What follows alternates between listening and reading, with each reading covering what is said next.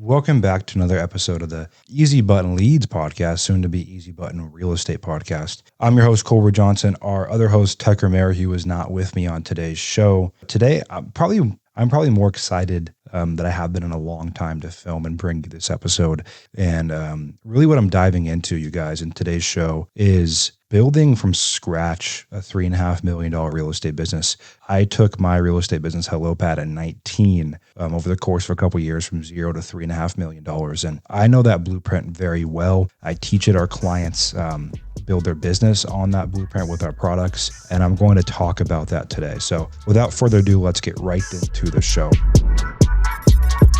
Well, recently, you guys, I've been doing a lot of research and studying, and just trying to solve the constraints that we're facing in our business. We're going through a lot of iteration, and I do believe that a successful business, the reason why most people aren't successful is they don't stay with something long enough. And I think that a business is more about 10,000 iterations, just as much as it is about 10,000 hours of hard work. The hard work matters, but iterating on your product, so solving issues, is what allows you to build a big business, find product market fit, and do cool things.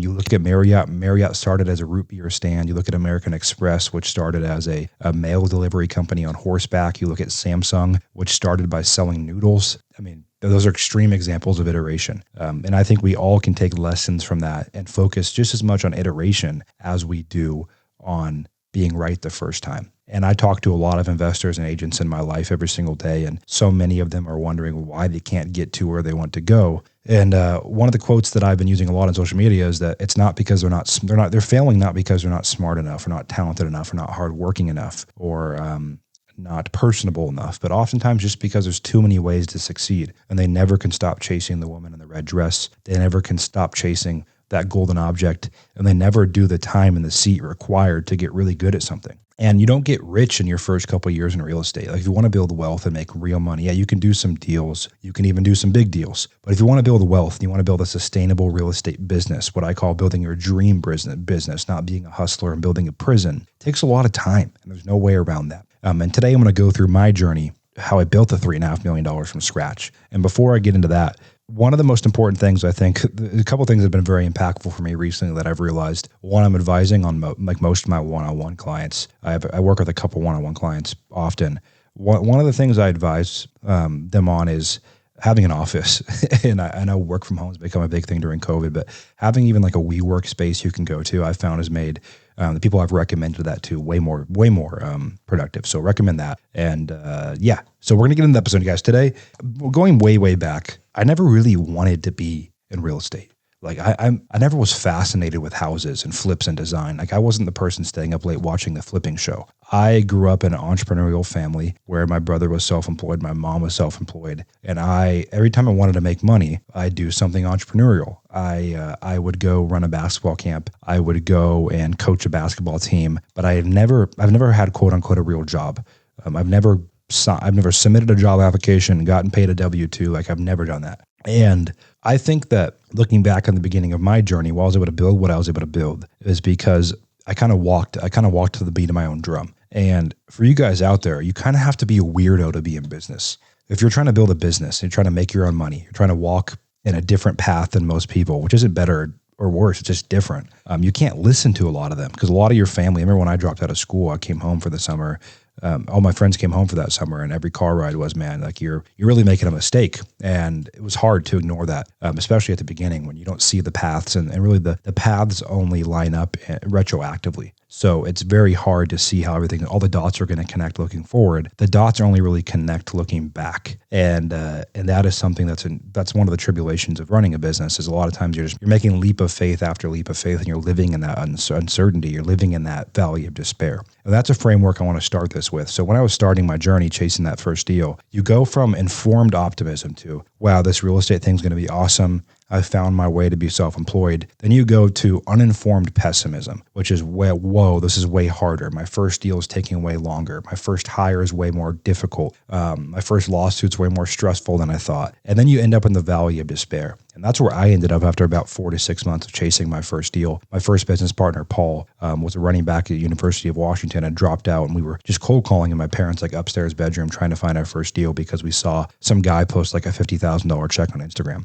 And I was down. I mean, I remember reading I just sat in bed every night, reading Tim Ferriss books. And I just had this feeling of like, man, I know business is for me. I know being self-employed is for me. I know I have the work ethic, but I was in that valley of despair. And I believe the universe, God, whatever you guys believe in, for me, it's God, is it kind of, when you're in that period, it's kind of that last test of like, do you really want this? Do you actually want this, or are you just saying you want this? And you go through that period of just daily, just gut wrenching. For me, at the time, it was gut wrenching, like a gut punch of anxiety every day, wondering if I made the right decision. And that's a hard place to be. And so if you guys that are out there, you're in that building period of your business, you're in that hustler phase, you're chasing those first few deals. We have different levels of people that listen to the show. We have people that have done hundreds of deals, people that have done 5 deals. But wherever you are, anytime you're building a new skill, I found for myself, like I still go through that period all the time. I just recognize it now. Like anytime I want to hire for a new position, I want to scale us to the next level, I go through another valley of despair. I go through another informed pessimism. But then on the other side, you have informed optimism, what I call escape velocity. So informed optimism is, yeah, this is a lot harder than I thought, but I have the skills and ability and resources to do this. And then you have escape velocity, which is where it starts to feel easy again. It starts to feel natural. It starts to feel second nature. And that tends to happen. The first time I went on stage, I thought I was going to piss my pants.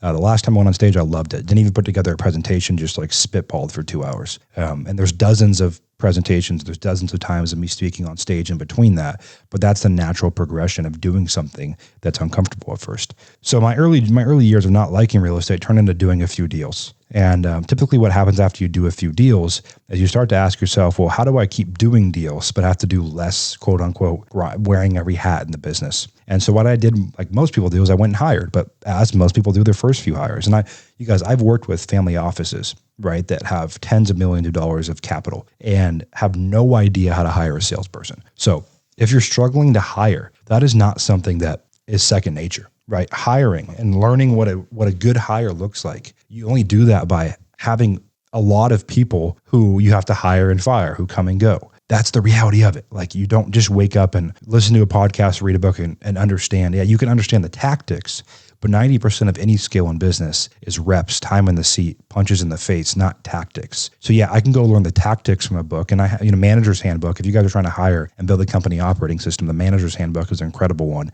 But you have to go through and get punched in the face. I have hired and fired so many employees. Had employees sue me for BS. Had employees leave. That I thought was going to end my business. Hired the wrong employees, right? So many times and mistakes I've made in hiring. But to me, that's the first unlock when I look back on my journey is it's really who, not how. It's who can you bring into your business to amplify your company? Because a business is just as good as the collective brains in that business. And I'm really okay not being the smartest. And I'm not the smartest. I think what I'm naturally good at is naturally have a decent aptitude for leadership, for guiding and vision, and being very stress resilient. Like I truly believe anything can happen to me in my business, in my life, and I'll show up and my team's not going to know that's going on, right? And I think as a business owner, the stress resilience you have to build if you're going to be in business long-term creates this ability to intake complexity. So intake a bunch of problems, intake a bunch of issues, intake a bunch of stress, and deduce clarity. So intake complexity and deduce clarity, I think, is your ultimate job as a business owner, to intake all the problems, stress, anxiety, issues, and deduce a clear marching order and a vision for your team amongst all of that chaos is why they're there working for you and not running their own business. Because really, if everyone wanted to do that, everyone would be running a business. And I truly believe, and I know I'm kind of going down a tangent here, I believe most people shouldn't be business owners. I believe most people should be intrapreneurs. They should be creative and entrepreneurial, but within a business where they don't have to deal with the lawsuits and the bookkeeping and the financial issues and the taxes and the employment. They don't have to deal with all that BS. They can just still make money, have infinite upside. Like most of my team, you guys, they have months where they make more money than me. They have infinite upside. They have low downside or low risk, and they're intrapreneurs. Yeah, they're leaders of departments. They're creative. They're entrepreneurial. They have great ideas, but they don't have to take on the risk and the stress and the chaos that I do. And I love it. And I feel like I was born for that. But a lot of people, when they're honest with themselves, don't. And that's okay. But if you are listening to the show and you do run and want a business, building that skill of hiring and going through rep after rep after rep is so important. And one of the resources I've created for you guys down below the show notes in our free school community, which you can join, click of a button down below, wherever you're listening, Spotify, Apple Podcasts, YouTube, or anywhere else, is all of our hiring, training, and managing documents. Like go read those, dig into those. It'll help you tremendously. Once you figure out the hiring, you guys, the next thing that a lot of you struggle with after your first few hires is what do you focus on? And there's a framework, LCO, Lead Conversions Operations, which I think is the best framework looking back that helped me get to $3.5 million per year in real estate, and now beyond that in my other business. And it's lead conversions operations. So if you don't have a leads problem, you have no problem. So the first thing you should do in real estate is, especially if you're an agent or an investor running an acquisition business of any kind, even if you're an agent, you're running an acquisition business, you're acquiring clients to list their home or help them with a purchase.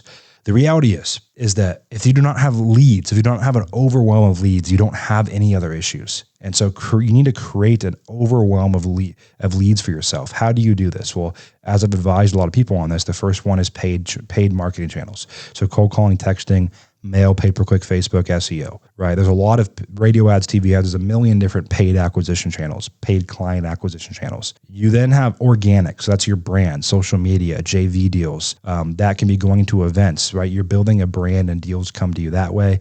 And the third way is what I call indirect marketing, which is you can go to other big players in town and convince them to pay for marketing for leads that your team can work that go to them first. And you can get really creative that way. So those are the three ways. You have paid, organic, and indirect.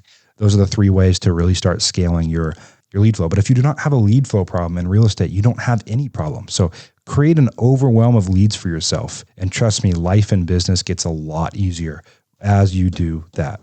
Once you solve your leads problem, then you have a C, leads, conversions, operations, LCO. You have a conversion. How do you improve conversion, your sales process and your sales team, to then be able to solve that bottleneck? So if you have an overwhelm of leads, that means you have a conversion issue. One of the things I'd recommend if you're on the show is go listen to my recent YouTube video titled The $1 Million Sales Blueprint, where I go through our full sales thesis, process, and team. But that's what you have to solve next. So you have to evolve. You have to solve the C part. And what really helped me is just going through the reps of talking to sellers, hiring salespeople, building the framework, tweaking that framework, hiring experts to come in, and building that C part, that conversion part. Such an important part of this. So once you create an overwhelm of leads and you literally are suffocating in leads, solve your conversion process with sales systems, sales software, and sales team, and sales infrastructure and tracking, really diving into your data and call reviews. That's where most people could spend 5 years on the C part and still not be anywhere near as good as the people that are really crushing, that have been doing this for 10, 20 years. That's where the money's made. You become a solutions company and a sales company. And then you have operations. So once you have an overwhelm of leads and you have the conversion process to actually convert those opportunities, then it's operations. And your constraint becomes an operations manager, a transaction coordinator, better CRM, better workflows, better management, better meetings, better data tracking. How do you become a leader of a business? And that is a forever game. But it all starts with leads. And so if you cannot create leads for your business, you don't ever have any other problem.